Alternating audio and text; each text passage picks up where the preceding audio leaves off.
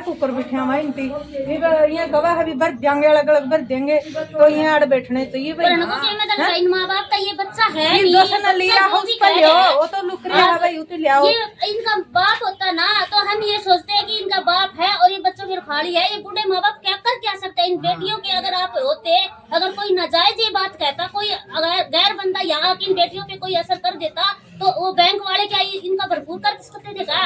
ये कोई मीडिया वाले या किसी के पास सवाल जवाब है तो ये हमें जवाब दो, फिर हम ये सोचेंगे कि हाँ कि हमारा भी कोई है।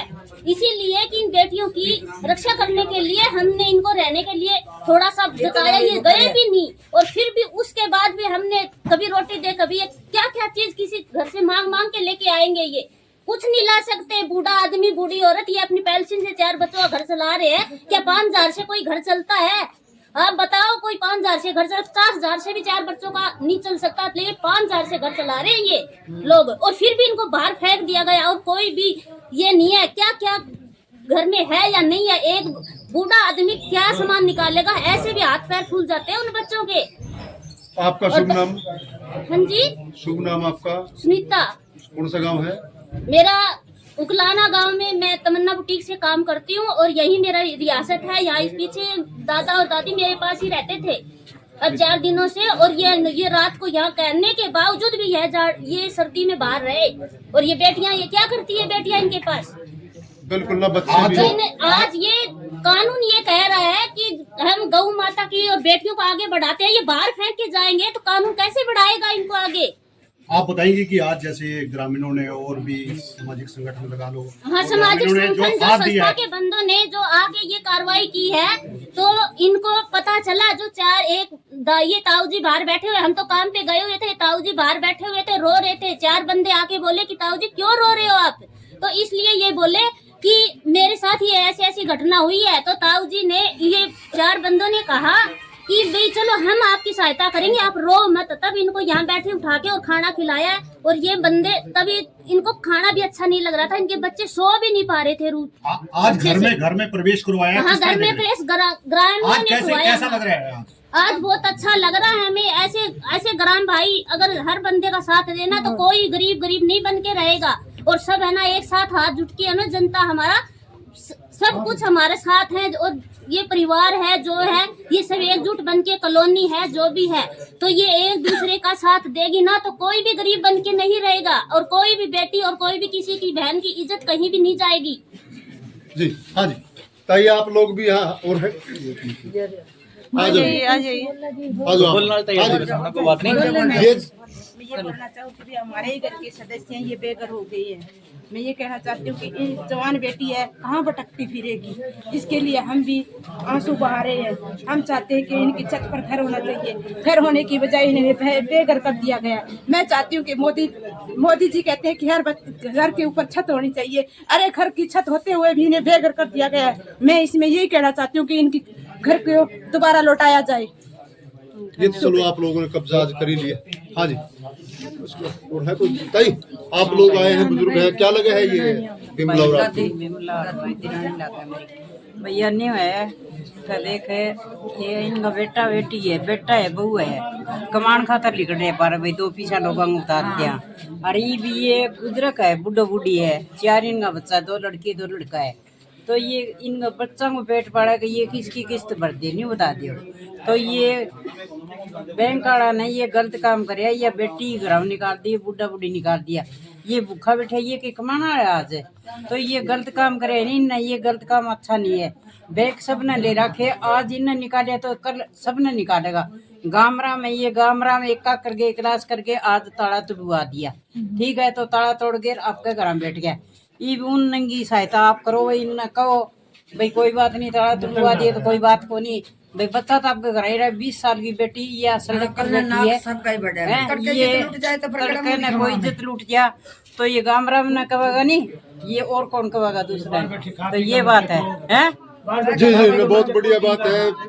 जवान बेटी को आखिर कहाँ छोड़ इन्हें तो बेटे की रुक जाए तो भाई रोड के ऊपर निकाल दिया ये लोन लड़के को ले रखे, सब लड़का आप जिसका ताला लगा तो लड़का और ताला लगाओगा, आप ही देना ये और आप ही ताला लगाना। ये बला के लोन करवा लियो, मैं संग करवा लियो, खेत में सब्जी लगाओ लोन करवा ले क्यों देवे लोन ये घर पे हवा तो से लोन लेवा घर पर कौन तड़के मारी बेटी की इज्जत टूट जाए हम तो कल मन को खान तो के कोई है आज यहाँ ताला लगाए तड़के कल और भी ताला लगाएगा हैं जिया तो उसने लिए उनने पकड़ो इनमें क्या करे है उनने हैं बेघर कर रखा है ये बच्चे बुढ़ा बुढ़ी ने बाहर काट दिया खाना खाने को नहीं है क्या कर सकते हैं ये आज न काटे कल और न काटेगा ये कल और न काटेगा घर एक गुजरी है उसका भी दाग नहीं होने पाया है कि आपने ताला लगा दिया हमारे जो हाथ बुढ़ा है उसकी भाभी गुजर रही है उसकी अपने जो ताला लगाया इसका घर में ताला लगाया है, उसकी बड़ी भाभी गुजरी है उसी दिन गुजरी है जिसने आपने ताला लगाया है उसका भी समाधान नहीं होने लग रहा है। यहाँ सारे कुटुम्बाई भी हम बाजे फिर रहे हैं हर बच्चे के चोट लगी है ये गाड़ी छोरे के चोट लगी कोई उसकी आपने पुलिस में शिकायत दी कि आपके जो बेटे को बैंक वाले ने चोट बैंक वाला ने फेंकी है ये बैंक वाला ने नू सोचा भाई हमारे पास गाड़ी किस तरह आई है ये जबरदस्ती करके आने लगे तो उसके डर में चोट लगी इसके ठीक है दोनों बच्चों में चोट लगी इनके पास पैसे भी नहीं थे किसी ने कानूनी वाले ने दिए हैं हमारी 20 साल की हमारी पोती लड़के इज्जत टूट जाए तो क्या मुँह दिखा हमारा हमें क्या नाम बताइए आपका मेरा बिरमा बिरमार आपका गिनना ठीक। फिलहाल दर्शकों आपने देखा जैसे कि यहाँ पर जो ताला तोड़कर अंदर कर लिया गया है तो काफ़ी सारे जो बैंकर आरोप भी लगाए गए इन लोगों ने कहा है कि ये कहाँ का न्याय है जहाँ पर खुद ही लोन देते और खुद ही ताला लगाते तो काफ़ी सारी जो आगे की प्रक्रिया रहने वाली वो भी हम आपको पहुँचाने का कार्य करेंगे।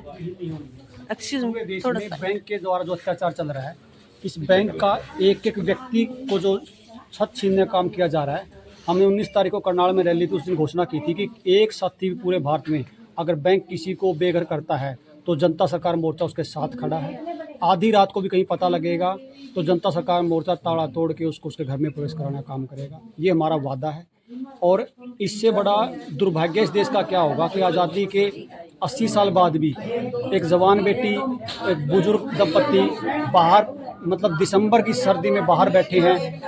जो मोदी सरकार ये कहती है कि मतलब बहन बेटी की रक्षा करेंगे वो एक बाहर तिरपाल में रात गुजारी उस बहन ने उस बेटी ने 16 साल की बेटी है वो कहाँ उसको मतलब फ्रेश होने कहाँ घूमने गई होगी किस तरह उसको मतलब रात को कोई बात होनी हो जाती है इसका कौन जिम्मेदार होता है। और जो बात है अगर कल को जो सरफेसी एक्ट की बात है हम इस सरफेसी एक्ट को भी वापस करने की सरकार से मांग करते हैं और इसके लिए जल्दी एक आंदोलन की भी तैयारी की जाएगी क्योंकि मामला बैंकों का है और बैंकों से जनता सरकार मोर्चा को सवाल पूछता है जो अपने एडवोकेट वकील साहब जो अपने मिलेंगे जो आपको बताएंगे हम 5 सवाल जो बैंक से पूछते हैं वो हमारे सवाल के आगे अगर जैसे ताला तोड़ा गया है स्थापक जनता सरकार मोर्चा अगर ताला तोड़ा गया है जी तो आगे जो है पुलिस या बैंक कोई कार्रवाई करता है तो आप परिवार के साथ हैं? हम परिवार से आगे खड़े हैं ठीक है और हम ये कह रहे हैं कि जहाँ भी हरियाणा में कोई बैंक अगर किसी को ताला लगाता तो जनता सरकार मोर्चा संपर्क करिए। आपका गांव आए ना आए आपका परिवार आए ना आए मोर्चा आपसे पहला खड़ा मिलेगा। किसी भी साथी को बेघर होने नहीं दिया जाए। अरे वकील साहब आप क्या कहेंगे इस मामले में जो है इसके बारे में विस्तार से बताएंगे भी ये जो बैंक की कार्रवाई है इसको किस तरह देखते हैं? इससे बड़ी संवेदनहीनता इस समाज में और इस देश की सरकारों के लिए और कानून के लिए नहीं हो सकती। जो सरकारें वोट बैंक के लिए ओबीसी समाज का नाम लेती हैं, ये प्रजापत जाति से परिवार था और जिस परिवार की 16 वर्ष की बेटी मजबूर कर दिया प्रशासन के सहयोग से बैंक ने इनको सर्दी के अंदर बाहर बिठाया। अब जब हमें पता चला है इस पूरे मामले का तो हम इस परिवार के साथ कानूनी रूप से भी और जो पर्सन हम सरकार से पूछते हैं इस मुद्रा के फ्रॉड के बारे में बैंकिंग फ्रॉड के बारे में कि जब आप इलीगल करेंसी छाप करके इस देश की जनता को लूटने का काम करने के षड्यंत्र में सरकारें मिली हुई हैं। ये बैंक सरकारी नहीं है, ये प्राइवेट आइडेंटिटी है, ये प्राइवेट पूंजीपति लोगों के डीप इन्वेस्टर्स के कॉरपोरेशन है जिनके माध्यम से इस देश की जनता को लूटा जाता है। हम बैंक से 4 बातें पूछते हैं कि जब इस देश के अंदर पैसा छपने का कानून गोल्ड रिजर्व के अगेंस्ट था तो किस आधार पर, जब 800 टन सोना है, जिस 800 टन सोने के एवज में मात्र लगभग 5 लाख करोड़ रुपए छापा जा सकता है, तो 34 लाख करोड़ रुपए की करेंसी किस आधार पर आरबीआई ने छाप दी? हम बैंक से ये पूछते हैं। और हम बैंक से ये पूछते हैं कि आपने जो ये पैसा दिया था, इलीगल दिया था या लीगल दिया था? माने ये जो लेन देन किया गया था वो वैध रुपये में किया गया था या अवैध रुपये में किया गया था?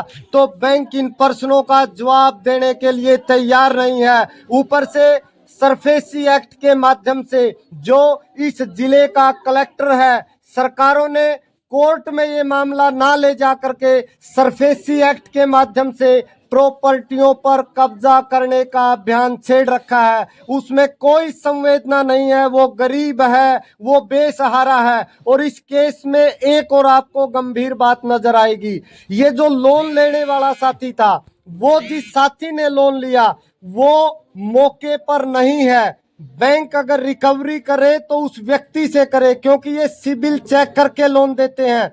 यदि ये जब ये लोन देते हैं तो सिबिल चेक करते हैं। जब उस व्यक्ति का सिबिल ठीक था तो आज ये प्रॉपर्टी को कुर्क करने क्यों आए? इसकी माताजी ने गारंटी दे रखी थी इस मकान की, तो वो माँ है, पिता है और 2 बेटियां हैं। उनको बैंक वाले गुंडों ने, मैं उनको गुंडे कहूंगा, रिकवरी एजेंटों ने गुंडागिरी दिखा करके इन बच्चों के साथ मारपीट की। 3 दिन से सर्दी के अंदर ये बच्चे बैठे हैं। जब जनता सरकार मोर्चा को पता लगा, किसान संगठनों को पता लगा, तो इस गांव राम की बदौलत पूरा गांव और पूरा इलाका आज इकट्ठा हुआ और इस पूरे समाज ने मिलकर के इन बच्चों को अपना अधिकार दिलाया है। तो इसलिए आप जो पत्रकार छायाचार बंधु हैं, हम आपके माध्यम से सरकारों से ये आह्वान करते हैं कि आप अपनी ये निर्दयता, आप एक तरफ बेटी बचाने की बात करते हैं, 16 वर्ष की बेटी सर्दी के अंदर आपने बाहर बैठने के लिए मजबूर कर दी। कहाँ संवेदना इस जिले के डीसी की चली गई थी, इन सरकारों की चली गई थी कि ये न्याय नहीं दे सकते, केवल एक तरफे फैसले सुनाते हैं। और फैसले, जब कानून से ये देश चलता है तो हम भी कानूनन ये मांग करते हैं इस देश के न्यायालय से और सरकारों से कि आप इस देश की जनता को ये तो बताइएगा कि ये आरबीआई प्राइवेट बॉडी है या सरकार की बॉडी है? ये पैसा इलीगल है या लीगल है? यदि ये इलीगल पैसा चल रहा है, ये जो बैंकिंग फ्रॉड चल रहा है, आप यदि इस देश के साथ न्याय नहीं करोगे तो एक दिन मजबूरी बस ये समाज खड़ा होकर के आपसे पूछेगा, तब क्या परिस्थिति होगी आप कल्पना कीजिए। आप अधिवक्ता हैं। अब जो आज ताला तोड़ने की कार्रवाई की गई है, इसके बाद अगर बैंक या प्रशासन को कार्रवाई करता है, इससे पहले सुन लीजिए, इससे पहले और सुन लीजिए, करेंसी 34 लाख करोड़ थोड़ा नीचे की कीजिए और जो साहब। लोन 170 लाख करोड़ का, कितना इससे बड़ा फ्रॉड क्या होगा? इस भारत में करेंसी 34 लाख करोड़ की है तो 167 लाख रुपया आया कहाँ से? इसके लिए आपको यहाँ समझना पड़ेगा। ये जो रुपया है ये 1891 का है, देख लीजिए, ये प्योर चांदी है। ये जो रुपया है ये 1942 का है, ये इसमें आधा लोहा आधा चांदी है। ये रुपया टोटली लोहे का है। आप बाजार में जाओगे या किसी से पूछोगे इसमें ये बताइए रुपया असली कौन सा है? इसको लेके बाजार में जाएंगे तो 40 किलो ना आ जाएगा, इसको लेके जाएंगे 20 किलो ना आ जाएगा, इसको लेके जाएंगे चाय का कप भी नहीं आएगा। ये तो बताइए कोई इसमें से रुपया असली कौन सा है? अगर आप लोग आज 20 रुपये को जाके बैंक में जमा कराओगे तो आपका 1 रुपया जमा होने वाला है, कोई चांदी नहीं जमा होगा, 1 रुपया जमा होगा। तो जो इस रुपये का जो कूटकर्ण किया है, डिवैल्यूएशन किया है, और जो ये सबसे बड़ा गुनाह है, सबसे बड़ा कानून का उल्लंघन है कि कोई पैसे का डिवैल्यूएशन करता है तो उसको 7 से 10 साल की सज़ा है। 489 जो एक्ट जो है क्या है, उसमें जो साफ साफ लिखा है कोई भी रुपए का अवमूल्यन करेगा उसको सजा है। और बैंकों ने रुपए का अवमूल्यन किया है। जो नरेंद्र जी जो कह रहे थे बार बार कि आपका जो गोल्ड है वो मात्र 800 टन है, आप बिना गोल्ड रखे पैसे कैसे छाप सकते हो? 800 टन गोल्ड है, आप रुपए 5.5 लाख करोड़ छाप सकते हो, आपने छाप दिए 34 लाख करोड़। तो जो 5 लाख करोड़ हैं वही तो असली हैं, बाकी असली कैसे हुए? आपने स्टैंडर्ड ही, मानक ही गायब कर दिया पैसे का। पैसे का मानक गोल्ड है। और आज भी आरटीआईओ में हमारे पास दस्तावेज हैं कि आपके जो 1 रुपये की वैल्यू है वो 777 मिलीग्राम सोना है। क्योंकि जब शुरू में जब मानक क्या हुआ, जब ये सिक्का था तो इस 15 सिक्के 15 रुपये की जो वैल्यू थी वो 1 तोला सोना थी। आज भी वही एक्ट चल रहा है और इस एक्ट के हिसाब से आपकी 1 रुपये की वैल्यू जो है वो 777 मिलीग्राम सोना लगभग 5,000 रुपये है। अगर आज इस घर वालों का हिसाब करोगे जो 9 किस्तें गई हैं, अगर 9 किस्तों के हिसाब से आप उसको 5,000 से गुणा करोगे तो आज भी बैंक पे पैसे लेने बनते हैं। आज बैंक पे ये कर्जा मांग रहे हैं, बैंक उल्टा इन पे कर्जा मांग रहा है। और डीसी साहब से मैं खासकर कोर्ट न्यायपालिका से निवेदन करता हूँ कि न्यायपालिका जो है इस मामले में संज्ञान ले। मानवाधिकार का लोगों के हनन हो रहा मानव फंडामेंटल राइट का, एक पूरे परिवार को जबरदस्ती घर से बाहर निकाल के घर से बाहर किया गया। एक जो गाय इनकी है, जो गाय का दम भर के सरकार जो सत्ता में आती है उस गाय को इस पूरी ठंड में रात गुजारनी पड़ रही है, उसका बछड़ा बीमार गाय का, मतलब टोटली पूरा मानवता को तहस नहस किया जा रहा है। मैं चाहूँगा जो कोर्ट है वो इस मामले में संज्ञान ले कि इस तरह किसी साथी को, किसी परिवार को बेघर ना किया जाए, बेछत ना किया जाए। जी। तो देख रहे हैं